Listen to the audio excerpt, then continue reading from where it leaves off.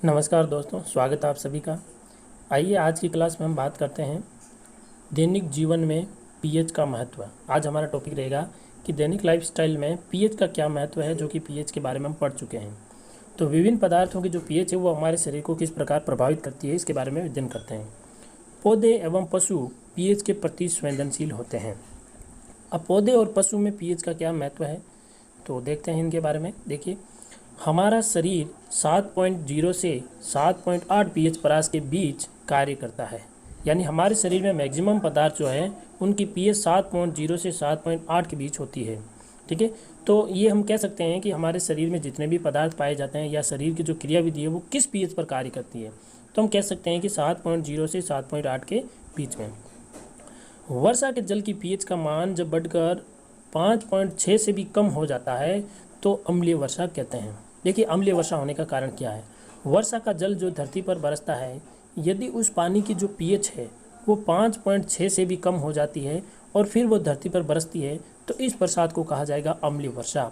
तो क्या अम्लीय वर्षा फायदेमंद है? नहीं, अम्लीय वर्षा नुकसानदायक है, क्योंकि इससे संगमरमर जैसे ताजमहल की बात करें तो उसमें कैंसर की बीमारी उत्पन्न होती है। यानी संगमरमर पीला पड़ जाता है और उसको खराब होने लग जाता है। और क्या प्रभाव है? विभिन्न प्रकार के लोहे की या इस्पात से बनी वस्तुओं पर जंग लगता है, जैसे लोहे की पटरियाँ। ठीक है, तो रेल की पटरियों पर भी जंग लगने का कारण अम्लीय वर्षा है। और तीसरा सबसे बड़ा दुष्प्रभाव इसका कृषि भूमि का विनाश होना। यानी अत्यधिक अम्ल वर्षा के कारण कृषि भूमि भी विनाश हो जाती है, अनुपजाऊ हो जाती है। ठीक है, तो यहाँ पर हम देखेंगे कि मिट्टी की पीएच जो है वो अम्ल वर्षा के कारण यदि कम हो जाए तो क्या प्रभाव पड़ेगा। अच्छी उपज के लिए पौधों को एक विशिष्ट पीएच परास की आवश्यकता होती है। यदि किसी स्थान की मिट्टी का पीएच कम या अधिक हो और किसान उसमें आवश्यकता अनुसार अम्लीय या क्षारीय पदार्थों को मिलाते हैं। यदि किसी मिट्टी की पीएच कम या अधिक हो जाती है तो किसान उसमें क्या करेगा कि आवश्यकता अनुसार अम्लीय और क्षारीय पदार्थ मिलाकर उसकी पीएच जो है उसको क्या करेगा, संतुलित करेगा। और जब पीएच संतुलित हो जाएगी तो उसके अकॉर्डिंग फसल का उत्पादन में भी वृद्धि होगी। अब एक बहुत ही इंपॉर्टेंट पॉइंट आ रहा है इसका, वो है हमारे पाचन तंत्र का पीएच। ठीक है, ये एग्जाम की दृष्टि से भी इम्पोर्टेंट है। क्यों इम्पोर्टेंट है? देखिए, हमारा उदर यानी स्टोमक जो हमारा पेट है उसमें हाइड्रोक्लोरिक अम्ल HCl अम्ल बनता है। ठीक है, जो भोजन के पाचन में सहायता करता है। अपच की स्थिति में, अपच यानी जब कभी भी हमारे शरीर में भोजन पचना बंद हो जाता है, नहीं पचता है, तो उधर अधिक मात्रा में अम्ल उत्पन्न होता है, बहुत अधिक मात्रा में अम्ल बनेगा। ठीक है, ये हमारे आमाशय का कुछ इस प्रकार का चित्र होता है। तो हमारे आमाशय में यहाँ अपच की स्थिति होने के कारण HCl अम्ल बहुत अधिक मात्रा में बनेगा, जिसके कारण उदर में दर्द और जलन का अनुभव होगा। इसकी वजह से क्या होगा, हमारे आमाशय के अंदर जलन और दर्द अनुभव होगा। अब इससे राहत पाने के लिए हम क्या कर सकते हैं? इस दर्द से मुक्त होने के लिए एंटासिड जैसे क्षारकों का उपयोग किया जाता है। एंटासिड का मतलब होता है जो इस अम्ल को क्या करे, उदासीन करे। अम्ल का एंटासिड जो अम्ल की अधिक मात्रा को उदासीन करता है, जैसे मिल्क ऑफ मैग्नीशिया जिसका सूत्र होता है MgOH का होल ट्वाइस, यानी मैग्नीशियम हाइड्रोक्साइड को कहा जाता है मिल्क ऑफ मैग्नीशिया, जो कि दुर्बल क्षारीय पदार्थ होता है और ये एंटासिड के रूप में कार्य करता है। इसी से मिलता जुलता एक बहुत ही इंपॉर्टेंट पॉइंट है, पीएच परिवर्तन के कारण दांतों का खराब होना, दांतों का काला पड़ जाना, उसके पीछे का कारण भी पीएच परिवर्तन है। तो पीएच परिवर्तन किस प्रकार इसको प्रभावित करती है? मुंह में पीएच का मान 5.5 से कम होने पर दांतों का क्षय प्रारंभ हो जाता है। क्षय का मतलब होता है दांत खराब होने लग जाते हैं, विनाश होने लग जाता है।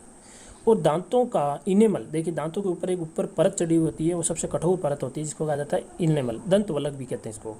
कैल्शियम फास्फेट से बना होता है, जो शरीर का सबसे कठोर पदार्थ है। यह जल में नहीं घुलता, लेकिन मुंह की लार का पीएच यदि 5.5 से कम होने पर यह संक्षारित हो जाता है। संक्षारण का मतलब हुआ ये खराब होने लग जाता है, जिससे क्या होगा, दांत काले पड़ जाएंगे और दांत खराब होने लग जाएंगे। तो क्या उपाय है इसका? क्षारीय दंत मंजन का उपयोग करने से अम्ल की अधिक या मात्रा को उदासीन किया जा सकता है। किसका प्रयोग करना है यहाँ पर? क्षारीय पदार्थ। जो भी दंत मंजन आते हैं वो क्षारीय दंत मंजन होने चाहिए। यदि उसका प्रयोग करते हैं तो दंत क्षय की घटना को रोका जा सकता है। अगला पॉइंट आता है पशुओं और पौधों द्वारा उत्पन्न रसायनों से आत्मरक्षा। देखिए, कुछ पशु ऐसे होते हैं जैसे कीट पतंगे, मधुमक्खी, कीड़े मकोड़े, उनके डंक में रसायन पाए जाते हैं। कुछ पौधों के कांटे होते हैं जो कि हमें जलन या दर्द उत्पन्न कर सकते हैं, ठीक है। तो मधुमक्खी का डंक एक अम्ल छोड़ता है जिसके कारण हमें दर्द और जलन का अनुभव होता है। डंक मारे गए अंक में बेकिंग सोडा के उपयोग से आराम मिलता है। बेकिंग सोडा होता है सोडियम हाइड्रोजन कार्बोनेट, ठीक है, इसको बेकिंग सोडा कहते हैं। और बेकिंग सोडा जो होता है वो क्षारीय होता है। यदि इसका प्रयोग किया जाए डंक वाले स्थान पर तो वहाँ पर हमें राहत मिल जाएगी। नेटल के डंक का मतलब होता है लाल चींटी का डंक, ठीक है। लाल चींटी का डंक आपको पता है, लाल चींटी काटती है तो बहुत दर्द होता है। लाल चींटी के डंक वाले भाग में मेथेनोइक अम्ल छोड़ जाते हैं जिसके कारण जलन और दर्द का अनुभव होता है। यानी लाल चींटी के डंक में कौन सा अम्ल पाया जाता है? मेथेनोइक अम्ल पाया जाता है। ये हमारी त्वचा के संपर्क में आने के कारण दर्द और जलन उत्पन्न करता है। और इसका इलाज डंक वाले स्थान पर डोक पौधे की पत्ती रगड़कर किया जा सकता है। डोक वाले पौधे का अर्थ ये हुआ कि यहाँ पर एक इस प्रकार का पादप होता है जिसका प्रयोग करके हम इससे राहत पा सकते हैं, ठीक है। चलिए तो अब देखते हैं नेक्स्ट लेते हैं। तो ये हो गया। अब नेक्स्ट पॉइंट आता है हमारा लवणों का पीएच। देखिए लवण अम्ल क्षार हमने पढ़ लिए हैं, तो अब लवण आ रहा है। यदि प्रबल अम्ल की प्रबल क्षार से अभिक्रिया हो तो उदासीन लवण बनेगा और उदासीन की पीएच जो होती है वो 7 होती है। प्रबल अम्ल दुर्बल क्षार हुआ तो ये हम पढ़ चुके हैं, अम्लीय लवण बनेगा। और प्रबल क्षार और दुर्बल अम्ल, क्षार प्रबल है बहुत ताकतवर है तो फिर क्षारीय लवण भी क्षारीय बनेगा। तो ये कोई बड़ी बात नहीं थी, पढ़ चुके हैं। अब बहुत इंपॉर्टेंट पॉइंट आ रहा है, वो है कि साधारण नमक के रसायन, यानी साधारण नमक जिसको NaCl इसका रासायनिक सूत्र होता है। NaCl से कौन कौन से पदार्थ बनाए जा सकते हैं? तो देखो एक तो सोडियम हाइड्रोक्साइड, विरंजक चूर्ण, बेकिंग सोडा, धोने का सोडा, प्लास्टर ऑफ पेरिस, ये ऐसे पदार्थ हैं जो कि NaCl से बनाए जा सकते हैं। सबसे पहले बात करते हैं, बहुत ही इंपॉर्टेंट पॉइंट है और वो है सोडियम हाइड्रोक्साइड। देखिए सोडियम हाइड्रोक्साइड NaOH, ठीक है, इसका रासायनिक नाम सोडियम हाइड्रोक्साइड है, इसका रासायनिक सूत्र है NaOH है। तो सबसे पहले सोडियम हाइड्रोक्साइड को कैसे बनाया जाता है, और आपकी जानकारी के लिए बता देता हूँ, ये प्रबल क्षार है, ठीक है, प्रबल क्षार है। इसकी पीएच जो होती है वो 14 होती है। तो सोडियम क्लोराइड के जलीय विलयन में विद्युत धारा प्रवाहित करने पर यह वियोजित होकर सोडियम हाइड्रोक्साइड उत्पन्न करता है और यही प्रक्रिया क्लोर क्षार प्रक्रिया कहलाती है। इसका अभिक्रिया का नाम है क्लोर क्षार अभिक्रिया। देखिए अभिक्रिया कैसे होती है, ये रहा नमक का जलीय विलयन, सोडियम क्लोराइड का जलीय विलयन, और इसकी जब विद्युत धारा इसके अंदर प्रवाहित की जाती है तो ये बन जाता है सोडियम हाइड्रोक्साइड, और यह क्लोराइड अलग हो जाता है और हाइड्रोजन गैस अलग हो जाती है। अब इसका एक प्रयोग है, क्या प्रयोग है देखिए, ये रहा एक प्रयोग। इस प्रयोग में हम क्या देख रहे हैं कि यहाँ पर क्या लिखा होता है कि नमक का घोल NaOH के साथ यहाँ से बाहर निकलता है, और इसका उपयोग जो है वो यहाँ लिखे हुए हैं, इसके उपयोग क्या क्या है। हम यहाँ क्या देख रहे हैं कि नमक का घोल भरा हुआ है, इसके अंदर पूरे के अंदर नमक का घोल भरा हुआ है, NaCl + H2O भरा हुआ है। अब इसके अंदर देखिए आप बैटरी से 2 करंट लगाया गया है, इधर प्लस वाला है, इधर माइनस वाला है।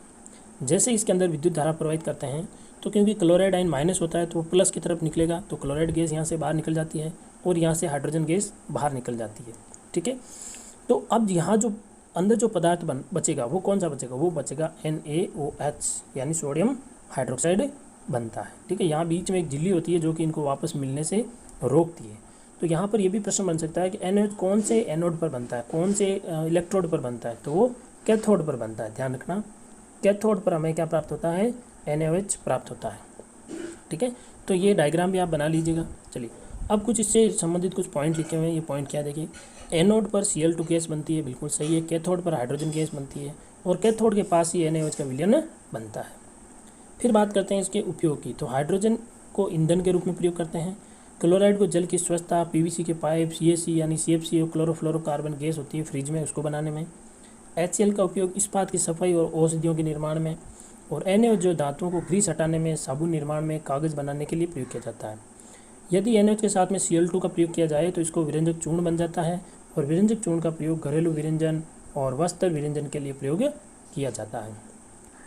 फिर बात करते हैं विरंजक चूर्ण की। देखिए विरंजक चूर्ण क्या होता है, विरंजक चूर्ण शुष्क बुझे हुए चूने पर, देखिए शुष्क बुझा हुआ चूना क्या होता है, CaOH का होल ट्वाइस पर क्लोरीन गैस की क्रिया से विरंजक चूर्ण का प्रयोग निर्माण होता है। ये रहा बुझा हुआ चूना, बुझे हुए चूने में ये क्लोरीन गैस प्रवाहित कर दी हमने, तो यहाँ पर ये बन गया विरंजक चूर्ण। ये विरंजक चूर्ण है, विरंजक चूर्ण, ठीक है। अब इस विरंजक चूर्ण का रासायनिक नाम क्या होगा, तो इस विरंजक चूर्ण का रासायनिक नाम जो होगा मैं यहाँ लिख देता हूँ, calcium oxychloride. Calcium oxy chloride. ये अपनी नोटबुक में आप नोट जरूर करना कि विरंजक चूर्ण का रासायनिक नाम क्या होता है, कैल्शियम ऑक्सी क्लोराइड, ये इसका रासायनिक नाम हो गया। तो विरंजक चूर्ण बनाने का क्या तरीका है कि बुझे हुए चूने पर क्लोरीन गैस प्रवाहित कर दो, विरंजक चूर्ण प्राप्त हो जाएगा। अब इसका उपयोग कहाँ होता है, वस्त्र उद्योग में सूती और लीलेन के निर्माण के लिए। अपन ये कि ध्यान रखेंगे वस्त्र उद्योग में, कागज़ की फैक्ट्री में, लकड़ी का मज्जा के विरंजन के लिए, यानी लकड़ी का जो अंदर वाला भाग होता है उसके विरंजन के लिए, रासायनिक उद्योगों में उपचाय के रूप में यानी ऑक्सीकारक के रूप में भी काम करता है, और पीने योग्य जल को जीवाणु मुक्त करने के लिए भी इसको रोगाणुनाशक के रूप में प्रयोग करते हैं। तो ये हो गया विरंजक चूर्ण। अगला आता है बेकिंग सोडा। तो बेकिंग सोडा हमारे क्लास का पूरा टाइम हो चुका है, तो बेकिंग सोडा अपन नेक्स्ट क्लास में लेंगे। तो ये आज का काम अपनी नोटबुक में अच्छे से उतारिएगा। मिलते हैं अगली क्लास में, तब तक के लिए जय हिंद जय भारत।